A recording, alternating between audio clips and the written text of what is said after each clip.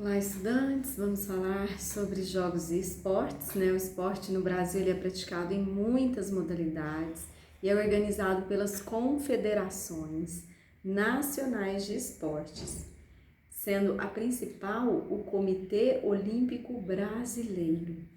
Seja individual ou seja em equipe, de forma coletiva, os esportes estão entre as principais atividades praticadas pelos homens.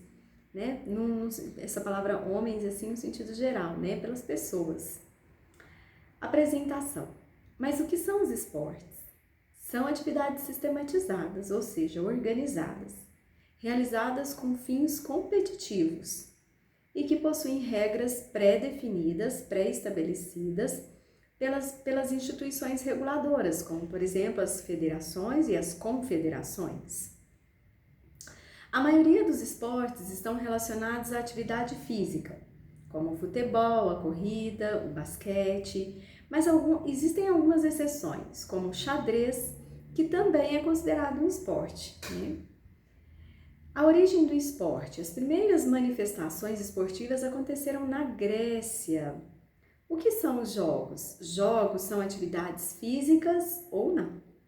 São realizadas como forma de entretenimento, ou seja, de distração. Suas regras podem ser criadas e mudadas pelos próprios jogadores.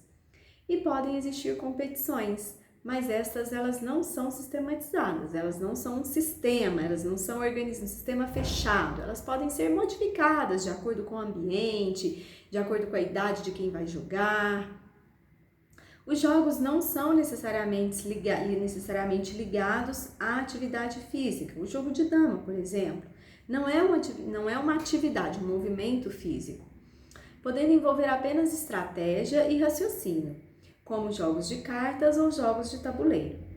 Porém, alguns esportes podem ser considerados jogos, quando realizados para fins lúdicos e de forma amadora. Por exemplo, um jogo de futebol, né, onde a gente não vai seguir afinco todas as regras, como futebol de rua ou a pelada, por exemplo. As regras dos jogos e esportes. Uma das principais diferenças entre jogos e esportes está nas regras, exatamente as regras que são nos esportes, né? Uma regra geral vale para aquele esporte no mundo inteiro. E os jogos, a diferença é que um jogo ele pode ser jogado de diversas maneiras em várias partes do mundo.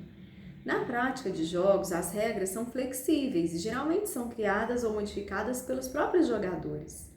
Já o esporte tem um caráter mais profissional e as regras são criadas por instituições regulamentadas de cada modalidade, como as federações, ligas, comitês olímpicos ou confederações. Por exemplo, para o futebol no Brasil, nós temos a Confederação Brasileira de Futebol, a CBF.